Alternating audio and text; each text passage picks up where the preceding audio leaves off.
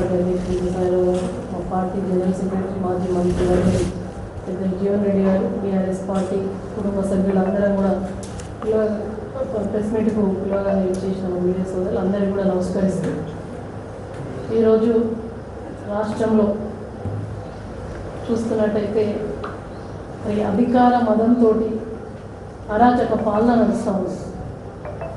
ఇవాళ గత 3 రోజుల నుండి కూడా మరి ఫోక్సో కేసు బాధితురాలైనటువంటి 17 ఏళ్ల మైనర్ బాలిక, మరి ఫోక్సో కేసు నిందితుడైనటువంటి కేంద్ర మంత్రి బండి సంజయ్ గారి కుమారుడు భగీరథ్ పైన కేసు నమోదైనా కూడా ఇప్పటికీ 3 రోజులైతుంది, ఇప్పటి వరకు కూడా అరెస్టు చేయలేదు. అంటే దీని పట్ల చూస్తే సామాన్యులకు ఒక న్యాయం, మరి పెద్దలకు ఒక న్యాయమా అని చెప్పేసి ఇలా బీఆర్ఎస్ పార్టీ తరఫున మేమందరం కూడా మరి ఆ మైనర్ బాలికకు న్యాయం జరిగే వరకు కూడా కేసీఆర్ గారి నాయకత్వంలో బీఆర్ఎస్ పార్టీ మైనర్ బాలికకు అండగా ఉంటుంది. కేంద్ర మంత్రి బండి సంజయ్ గారు మొన్న కేటీఆర్ గారిని కరీంనగర్కి వస్తే వారు మాట్లాడిన పదజాలం పట్ల ఇవాళ ఒకసారి ఆత్మవిమర్శ చేసుకోవాలి. మీరు ఏదైతే రాజకీయంగా విమర్శ కాకుండా వ్యక్తిగత విమర్శలకు దూషణలకు పోయింది, ఈ రాజకీయాలకు కాకుండా రాజకీయంగా ఎదుర్కోలేక కేటీఆర్ గారు మాట్లాడింది దాన్ని రాజకీయంగా ఎదుర్కోలేక మీరు వ్యక్తిగత దూషణలు చేస్తే ఇలా ఏమనిపిస్తుందంటే కేంద్ర మంత్రి బండి సంజయ్ గారి వ్యవహారం చూస్తే అసలు ఒకరి మీద విమర్శ చేసేటప్పుడు, వ్యక్తిగతంగా విమర్శ చేసేటప్పుడు నా ఇంట్లో ఎట్లా ఉంది పరిస్థితి, నేను చెప్తే వినటట్టు నీ ఇంట్లో నీ కొడుకే వినటట్టు లేడు, ఇలా మంత్రి పదవి ఉంది కదా కేంద్రంలో మా నాన్న మంత్రి అని చెప్పేసి ఎట్లా చెప్తే అట్లా జరుగుతుందని చెప్పేసి ఇలా అధికార మదంతో ఇష్టారీతిన అరాచకం చేస్తుండే మీ కొడుకు. కట్టుబడి ఉన్నటువంటి ఒక పార్టీగా చెప్పడం జరుగుతుంది.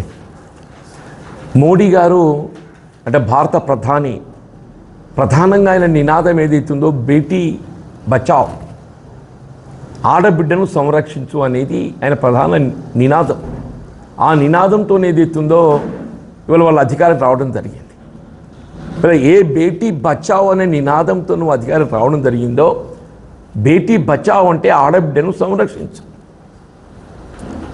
ఒకవైపు ఏదైతుందో భారత ప్రధాని మోడీ గారు ఆడబిడ్డను సంరక్షించు అని చెప్తుంటే, ఆయన మంత్రివర్గంలోనే సహాయ మంత్రిగా ఉన్నటువంటి బండి సంజయ్ గారి కుమారుడు ఇలా భగీరథ్ గారు ఏదైతున్నదో ఆడబిడ్డ మానభంగానికి పాల్పడటం,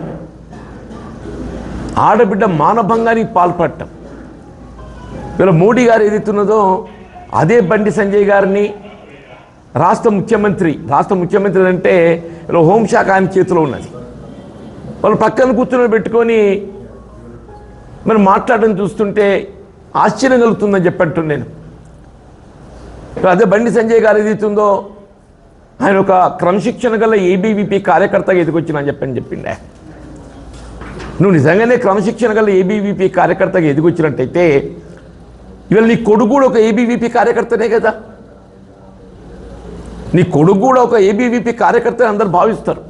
బికాజ్ యువర్ అనే బీజేపీ లీడర్, నీ కుటుంబ సభ్యులందరూ కూడా బీజేపీ సిద్ధాంతానికి కట్టుబడి ఉంటారని చెప్పని భావిస్తారు.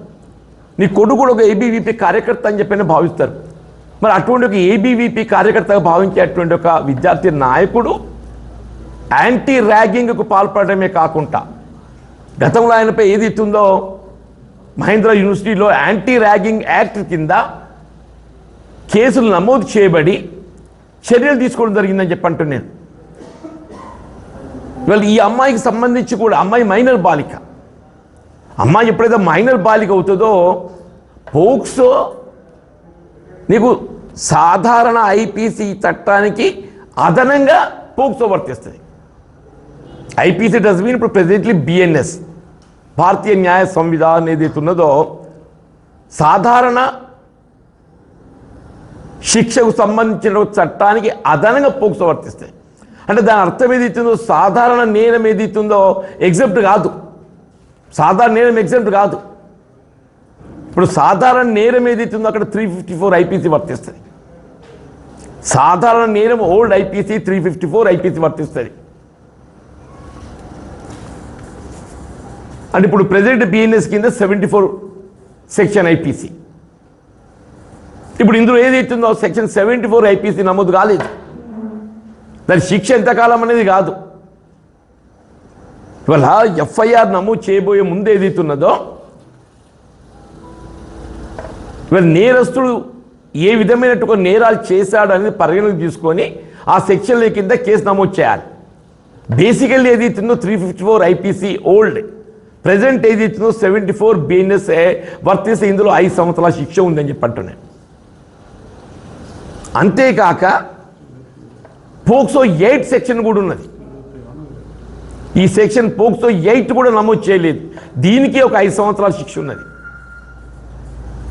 ఈ రెండింటికి తోడు ఇంకో ఆశ్చర్యకర విషయం ఏంటంటే కిడ్నాప్ వర్తిస్తుంది. ఇంతవరకు దాని గురించి ఎవరు చర్చిస్తలేరు. మైనర్ బాలికకు కాన్సెంట్ అనేది వర్తించదు. మైనర్ బాలికకు కాన్సెంట్ అనేది వర్తించదు. ఎంతవరకు అయితే ఆడబిడ్డ 18 సంవత్సరాల వయసు సంపూర్ణం కాదో ఆమె కాన్సెంట్ అనేది వర్తించదు.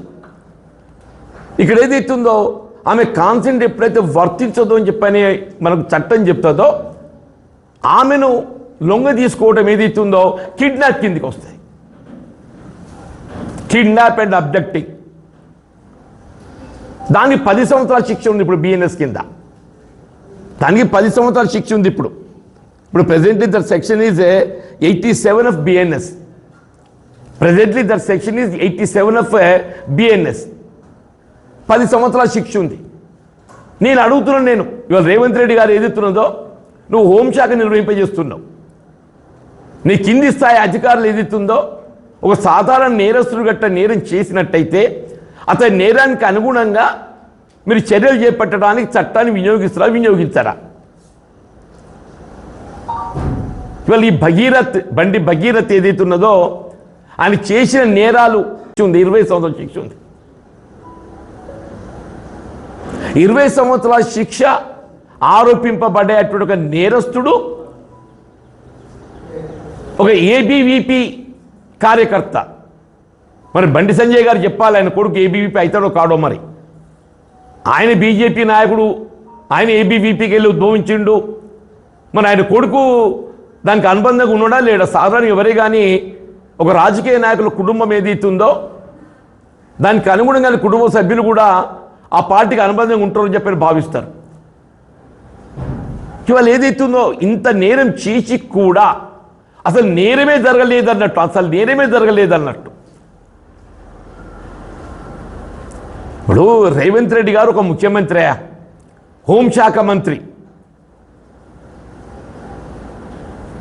ఇవాళ కేంద్రంలో హోంశాఖ సహాయ మంత్రి అని అంటే రాష్ట్రాలలో శాంతి భద్రతలను సమీక్షిస్తారు.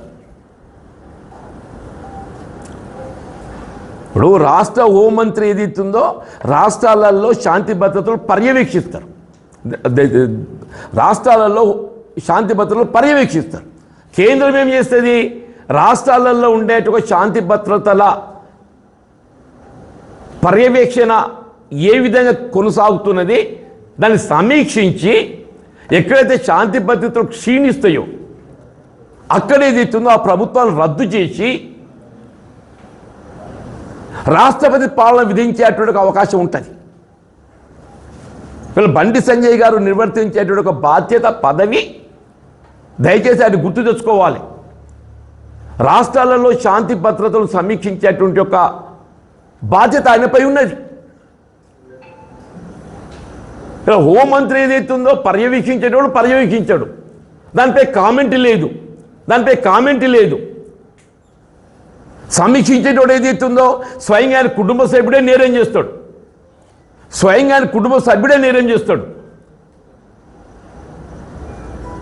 ఇప్పుడు సోదరి వసంత గారు చెప్పినట్టు ఏదైతుందో ఆ సంగప్ప గారు ఏదైతే this is a non compoundable offence. This offence is non compoundable offence. ఒక నాన్ కాంపౌండబుల్ అఫెన్స్ అంటే కాంప్రమైజ్ కావడానికి చట్టంలో అవకాశం లేదు. అటువంటి సెక్షన్ ఏదైతే ఆపాదింపబడి దానికి సంబంధించిన నేరస్తుని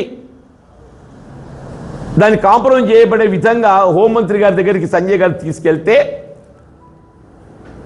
దాన్ని ఏదైతుందో సరే నేను చూసుకుంటా, ఏం చేస్తున్నారో మీరు అని చెప్పారు అనడం కాదు. అక్కడ ఎప్పుడైతే కేంద్ర హోంశాఖ సహాయ మంత్రి దృష్టికి ఒక నేరం చేయబడ్డట్టు ఒక అంశం ఆయన దృష్టికి వచ్చిందో ఆయన బాధ్యత ఏంటి, దాన్ని ఇమీడియట్గా he has to refer it to the concern police department. నా దృష్టికి ఏదైతుందో ఇట్లా పలాని నేరం జరిగినట్టు నా దృష్టికి వచ్చింది, మన నేరస్తులపై చట్టపరంగా చర్యలు తీసుకోండి అని చెప్పని ఆయన దాన్ని రిఫర్ చేయాలి. ఇది ఒక మంత్రి యొక్క బాధ్యత, ఇది ఒక మంత్రి యొక్క బాధ్యత. ఆయన బాధ్యత రాహిత్యం అని చెప్పంటున్నా. వీళ్ళు కేంద్ర హోంశాఖ సహాయ మంత్రి బాధ్యత రాహిత్యం అని చెప్పంటున్నా నేను. అసలు ఆయనకు మంత్రిగా కొనసాగే నైతిక హక్కు లేదు అని చెప్పంటున్నా. ఇప్పుడు బేసిక్గా is also liable for punishment. వీళ్ళు నేరాన్ని కప్పిపుచ్చే ప్రయత్నం చేసిండు కాబట్టి నేరం ఎప్పుడైతే ఆయన దృష్టికి వచ్చిందో ఆ నేరానికి తగు శిక్ష పడే విధంగా సంబంధిత అధికారులు నివేదించకుండా ఆ నేరాన్ని కప్పిపుచ్చే ప్రయత్నం చేసిండు. ఎప్పుడైతే ఒక ప్రజాప్రతినిధి, ఒక భారత పౌరుడు నేరం ఆయన దృష్టికి వచ్చి నేరాన్ని కప్పిపుచ్చే ప్రయత్నం చేస్తాడో is also liable for punishment. ఇక్కడ కేంద్ర హోంశాఖ సహాయ మంత్రి బండి సంజయ్ గారు ఒక కిడ్నాపింగ్ అంటే ఏదైతుందో it's really in order that she may be forced or seduced to illicit intercourse or knowing it to be likely that she will be forced or seduced to illicit intercourse shall be punished with imprisonment of either description for a term which may extend to 10 years.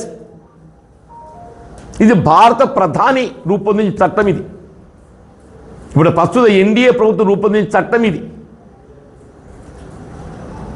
Earlier kidnapping I think it was only 7 years. నాకు నేను వర్తించదు, parents వర్తిస్తాను. So అమ్మాయిని లొంగ తీసుకొని అమ్మాయిని శారీరకంగా ఎక్కడ ఆడబిడ్డకు రక్షణమే? మోడీ గారు ఏం చేస్తున్నావు? నీ సెంట్రల్ ఇంటెలిజెన్స్ ఏం చేస్తుందా? నీ సెంట్రల్ ఇంటెలిజెన్స్ ఏం చేస్తుంది?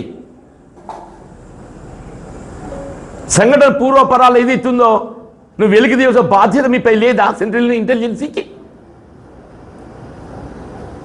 ఇలా నీ మంత్రివర్గంలో సహచరుడు కాబట్టి కప్పిపుస్తావు కావచ్చు కాక, కానీ చట్టం అనేది గొప్పది అంటున్న చట్టం గొప్పది. తప్పకుండా ఏదైతుందో అమ్మాయికి న్యాయం జరిగేంత వరకు బీఆర్ఎస్ పార్టీ ఒక ఆడబిడ్డ ఆమె ఈ సంఘటన సంఘ్యకి సంబంధించిన సంఘటన ఈ ఆడబిడ్డకు అన్యాయమైనా కానీ బీఆర్ఎస్ పార్టీ అండగా నిలుస్తుంది. ఏ ఆడబిడ్డకు అన్యాయమైనా కానీ బీఆర్ఎస్ పార్టీ అండగా నిలుస్తుంది. ప్రత్యేకించి ప్రజా జీవితంలో ఉన్నటువంటి ఒక నాయకులు మన సమాజానికి ఆదర్శంగా ఉండాలి, పారదర్శకంగా ఆదర్శంగా ఉండాలి. సమాజంలో ప్రజా జీవితంలో కొనసాగేటువంటి ఒక నాయకులు ఎవరైనా కానీ ఏదైతుందో వాళ్ళ జీవితం తెరిచిన పుస్తకంలాగా పారదర్శకంగా ఆదర్శంగా నిలవాలి. అటువంటిది వాళ్ళు ఏదైతుందో ఆయన ఏం ఆదర్శాలు చెప్తుండే ఏమో చూస్తలేదా, ఆమె ఏం ఆదర్శాలు చెప్తుండే చూస్తలేదని చెప్పంటాను నేను. దయచేసి ఇప్పుడు ఆ భగీరథ పైన ఈ కిడ్నాపింగ్ ఏదైతున్నదో section 87 of BNS, section 87 of BNS ఇది 10 సంవత్సరాల శిక్ష ఉన్నది. దీనికి 41A సిఆర్పిసి కూడా అప్లికేబుల్ కాదు, దీనికి 41A సిఆర్పిసి కూడా అప్లికేబుల్ కాదు. The other 2 sections which are liable to be punished with 5 years అంటే 5, 5, 10 20 సంవత్సరాలు పోతుంది. మొత్తం 20 సంవత్సరాలు పోతుందని చెప్పంటున్నాను నేను. ఈమె రేవంత్ రెడ్డి గారు ఏం చెప్తాడో ఏందో నాకు తెలియదా? నీకు ఎట్లా మోడీ గారు అండ దొరుకుతుందని చెప్పని ఇలా మోడీ గారి సహచరులు ఏం చేసినా నేను కళ్ళకు గంతలు కట్టుకుంటా అన్నట్టుందా? రేవంత్ రెడ్డి గారికి ఏదైతుందో మోడీ గారికి అండ దొరుకుతుంది కాబట్టి మోడీ గారి సహచరులు ఎన్ని నేరాలు చేసినా కానీ నేను కళ్ళకు గంతలు కట్టుకుంటా అన్నట్టుందా అని చెప్పి అంటున్నాను. దాని కరీంనగర్ సంఘటనలే ఉదాహరణ. దురదృష్టం ఏంటంటే ఇది కూడా కరీంనగర్కు ముడిపడి ఉండటం నిజంగా కూడా కొంత కరీంనగర్ జిల్లా ఇవాళ ఇటువంటి చర్చలు రావడం బాధాకరమే. ఏదైనా మంచి కోసం చర్చకు రావాలి. ఒకప్పుడు కరీంనగర్ అంటే ఉద్యమాలకు ప్రతీక, ఒకప్పుడు కరీంనగర్ ఉద్యమాలకు ప్రత్యేక. అటువంటి కరీంనగర్ ఇవాళ ఏదైతుందో రాష్ట్రంలో వీళ్ళ నేరాలకు ప్రతీకగా చర్చించబడుతుందని చెప్పంటే ఇట్ ఇస్ రియల్లీ అన్ఫార్చునేట్.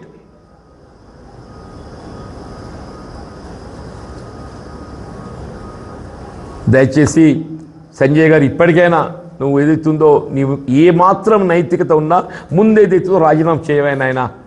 నీ కొడుకు నీకు తెలిసి నేరం చేసిందా, తెలియక నేరం చేసిందా, మరి నువ్వు కప్పిపుచ్చే ప్రయత్నం చేయడం ఎంతవరకు సమంజసం?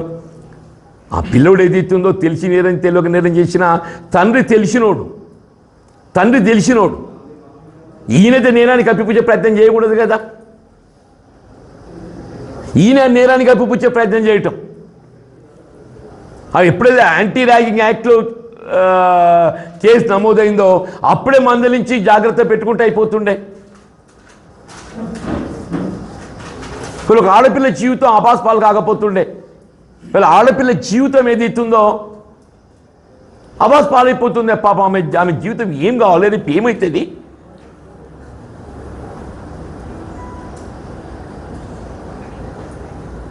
ఈ సంఘటన తీవ్రంగా ఖండిస్తున్నాం. దీనికి సరిపడే విధంగా ఏదైతుందో వీళ్ళ సంజయ్ గారు, బండి సంజయ్ గారు ఏదైతుందో ఏమాత్రం ఆయనకు నైతికత ఉన్నా కానీ రాజీనామా చేయాలి. ఇవాళ భగీరథ ఏదైతుందో దయచేసి పోలీస్ అధికారులు, ఆ పేట్ బషీరాబాద్ పోలీస్ స్టేషన్ ఎస్హెచ్ఓ ఎవరో కానీ immediate has to place under suspension. ఆ పేట్ బషీరాబాద్ స్టేషన్ హౌస్ ఆఫీసర్ ఎవరున్నా ఆ విచారణ సంబంధించినటువంటి ఒక సెక్షన్లను నమోదు ఉద్దేశపూర్వకంగా ఏదైతుందో ఇవాళ తప్పుదో పట్టించింది కాబట్టి action has taken against that station house officer. అది కమిషనరేట్ పరిధిలో వస్తుందో ఎవరి పరిధిలో వస్తుందో కానీ చర్యలు తీసుకోవాలి. Thank you. అఫెన్సెస్ సాధారణ నేరం ఆపాదించబడేటువంటి యొక్క నేరాలకు అదనంగా మైనర్లు మీద అఘాయిత్యం జరిగితే పోక్సో వర్తిస్తాయి. మైనర్ల మీద అఘాయిత్యం జరిగింది అని పోక్సో చట్టం ఎప్పుడైతే పెడుతున్నావో సాధారణ నేరం ఎగ్జాంపుల్ కాదు. సాధారణ నేరం ఇక్కడ కిడ్నాపింగ్ ఉన్నది, ఆ సాధారణ నేరం అది ఎగ్జాంపుల్ కాదు. అది 10 సంవత్సరాలు ఉంది ఇప్పుడు బిఎన్ఎస్ కింద. మరి ఆ పోలీస్ ఆఫీసర్సు ఏంటో తెలుస్తుంది కథ. మరి రేవంత్ రెడ్డి గారు ఏం చేస్తుండో ఆయన పర్యవేక్షిస్తున్న ఆయన ఏం చేస్తుండో కానీ ఆరి నోరు మీద కనీసం కన్నం లేదు. రేవంత్ రెడ్డి గారు అంటేనేమో సరే నువ్వు కొల్లుడైనవే మోడీతోని. మా పీసీసీ ఏం చెప్తుంది? ఆయన Mahesh Goud. Mahesh Goud is answerable to ACC. Mahesh Goud is answerable to ACC.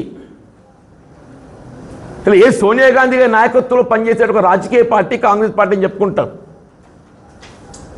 అటువంటి ఒక రాజకీయ పార్టీలో పనిచేస్తున్నారు మీరు. సోనియా గాంధీ నాయకత్వంలో ప్రియాంక గాంధీని ఆదర్శంగా తీసుకుంటారు మీరు.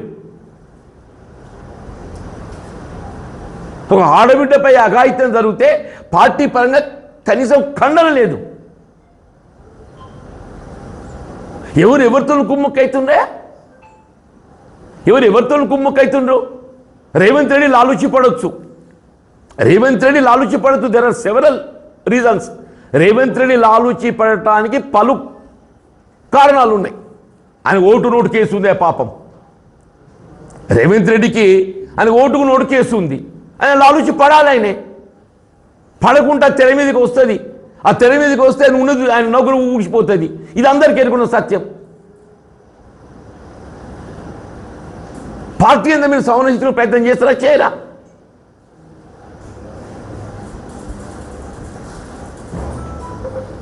ఏఐసీసీ ఏం చేస్తుందో కొద్దిగా దృష్టి పెట్టాలని చెప్పని కూడా విజ్ఞప్తి చేస్తున్నా. ఏఐసీసీ కూడా మేము ఎంత కాంగ్రెస్ పార్టీ వదులుకొని వచ్చినా కొద్దిగా కొట్టుకుంటుంది అని చెప్పంటున్నా. పార్టీ బతకాలి ఇంతంతా మాకు అని చెప్పి ప్రత్యర్థిగా బతకాలన్నమ్మా అంటున్నా.